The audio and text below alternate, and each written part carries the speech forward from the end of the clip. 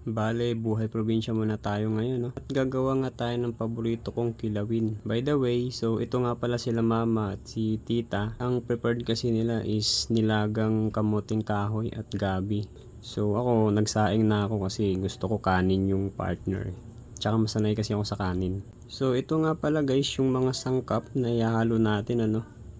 Luya, tabon-tabon, sibuyas, suka, syempre isda.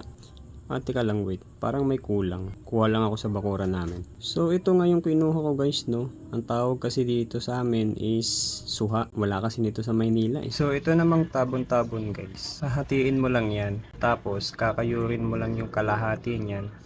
Kaya naman kami naglalagay nito guys is para matanggal yung lansa ng isda. Tsaka para maging balanse yung lasa niya. So after mo kayurin, lagyan mo ng suka. Tapos pigaan mo lang yan guys. Then itatapon mo lang dyan yung sapan. Bali ititira mo lang yung suka. Tapos ihalo mo na siya dito sa mga ginahit mong sibuyas at tsaka luya. Itong suha naman guys, hahatiin mo lang yan tapos pigaan mo. Kahit isang piraso lang nito pwede na. Napakabango naman kasi talaga nito eh. Para medyo umasim-asim naman ng konti yung lasa. At dahil nga paborito ko yung mga ulam na nakahain dito, ayun, malamang sa malamang taob ang kaldero nito.